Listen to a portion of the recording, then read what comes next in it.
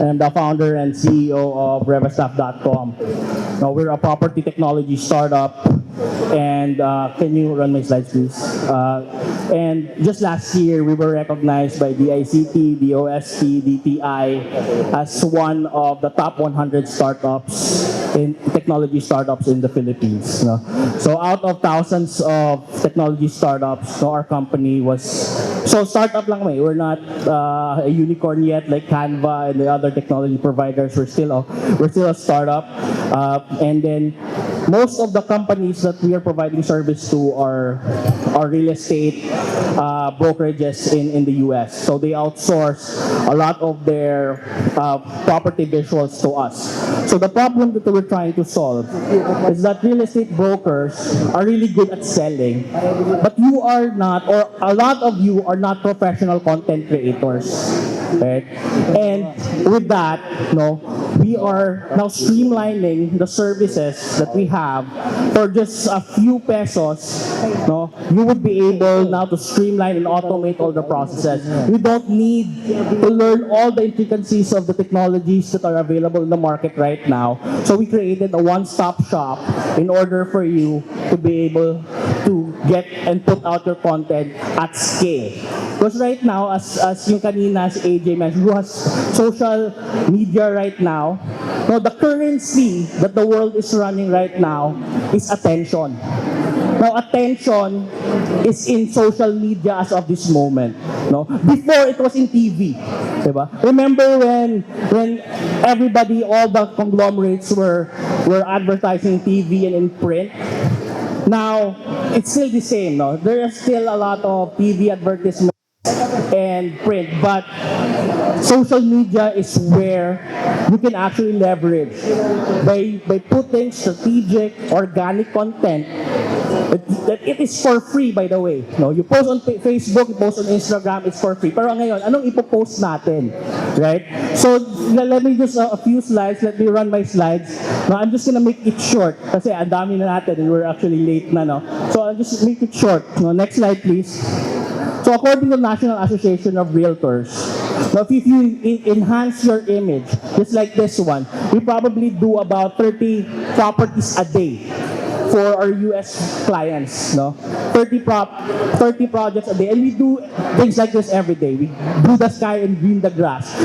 Ultimately, it would actually give social media or even internet users scroll stop every time they're scrolling properties. If you enhance your images, according to the National Association of Realtors, you would scroll stop now if the images of the properties are better looking.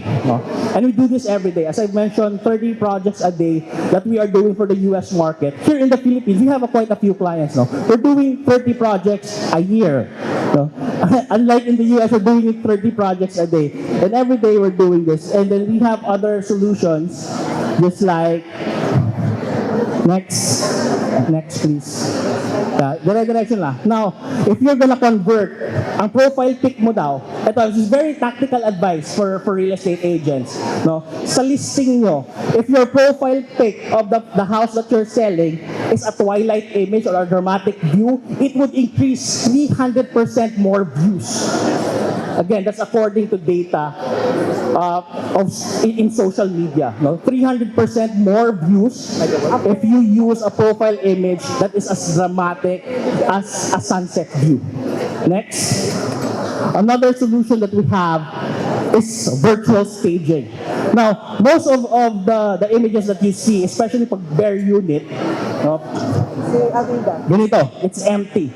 Now, if you would virtually stage a property, a buyer could actually see themselves living in this space, and again, that would increase your chances of viewing the property on site rather than just scrolling up to the next image or next property that they have.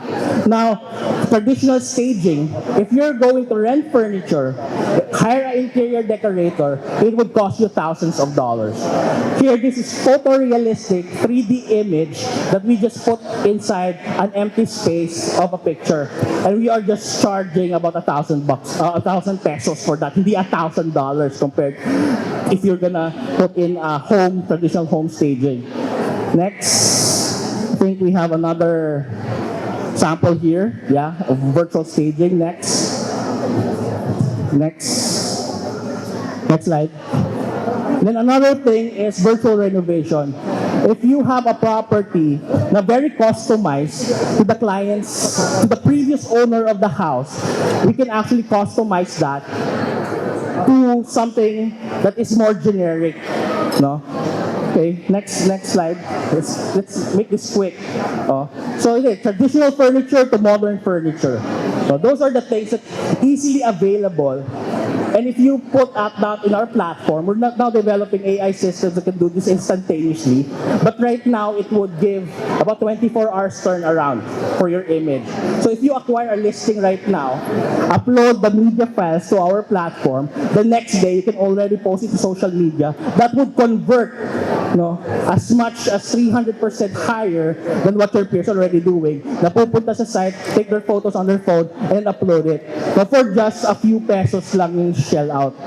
And if your commission could actually afford you to do this, and why not? I see a lot of agents that are spending thousands of pesos in ad campaigns, but their content is not on point. So first, you have to put your content out. So again, I'm giving just very tactical advice just to see the faces in this room. Sabi nga ni Sir Simon, a lot of our members are not even low tech, no tech. So right now, we can actually, these are just tactical advice that I can give you in today's presentation. Next slide. Next slide, floor plans, 3D floor plans, things like that. Let's skip it. So this image is actually in the middle of EDSA. So we put in the building right there. Dati, it's still a construction site, but we put overlaid a 3D image of a building and look at the Pasig River. Diba? That's the only time that you would be able to see the Pasig River clean, if it is enhanced. And, sige, next slide. Okay, next slide na lang. So, just a few points, because one of the topics that I have is also AI and AR and VR. We have clients in the US that's using AR, VR technologies that is not even seeing the property on site, but able to look at it in VR and can see the property in 1:1 scale as if they are there in the property and can make decisions right away if they would want to buy the property or not. And this during the pandemic, we have a lot of OFW clients and expat clients that uses virtual tours in order to close their accounts, not even stepping into the country. Meron tayong mga clients na mga ganon. And right now, this is quite common in the US, but here in the Philippines, hindi pa masyado. So I compel you to just try out the technology, not even using us, where you can do it yourself, with Canva and the other tools available. And then there are other platforms there that can do it with you. But what we're offering is to do it for you. So you don't have to learn all the intricacies of tech. And all you need to do is to acquire a listing, and then we spit out a site tripping for you to close. And all of the things in the middle, in between, can be automated by our platform. Yes, next.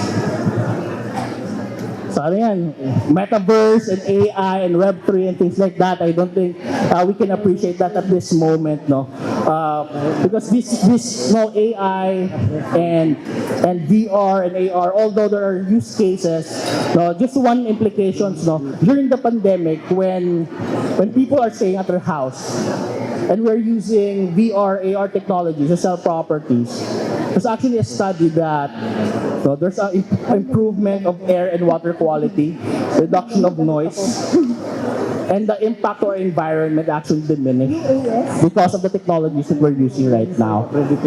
So if that would be used in a massive scale, and that would be a very good for ecological implications. So last point for the metaverse and AR VR stuff, next slide, is digital twins. Next please. Yung digital twins naman, if you're gonna put a building another building in EDSA, another vertical high-rise in EDSA. And with our new technology, we can simulate what's the implications of that in traffic, what's the implications of that in terms of disaster management. We can now create and develop framework for effective decision making, whether that project is actually a good project to build or not. No? So we can simulate all this using statistical and mathematical models, no, in the metaverse. And I think that would be the future. But before we even have a project, we can just simulate that with trends, no, that we are seeing in AI. Then we would be able to, and we are able to build up a better built environment. And lastly, last point. So I think this would be just my assignment to you. Look into ChatGPT, no? ChatGPT, next slide. Ito na, last na to. ChatGPT. Just this morning, I went to ChatGPT. This is a new revolution in AI, which is very in the last few weeks. No, it's the platform that got millions, hundreds of millions of users, more than Facebook, more than Instagram, more than all the social media platforms in the 5 days. No, so I said here, no, list 10 topics realistic buyers would want to know. And then in a matter of seconds, ChatGPT gave me 10. No? And from this 10 list, you can actually create long-form video content, put it on YouTube, and then slice the content up. No? It could be you talking, it could be your staff, it could be a voiceover, it could be a listing that you're trying to sell, and then cut that pieces of content and put that on other social media platforms. So from just one form, long form video content coming from AI, ChatGPT, no, that suggests all these topics, hindi mo na kailangan mag-isip, no, and that would actually increase the business that we have. So there's a lot of young guns here who are getting market share because they know how to do a TikTok, right? But with this generation, full of information, full of knowledge, we need the veterans to give us wisdom. And I implore the veterans not to have the audacity, na wag na yan, para sa mga bata yan. Just to learn about the platform, make sure that your brokerage and your practice is just even dipping their toes into these platforms are readily available right now. Most of them are free, right? And just putting up a few hours of education for enable you to be ready for this digital transformation. Thank you very much. Thank you so much, Architect.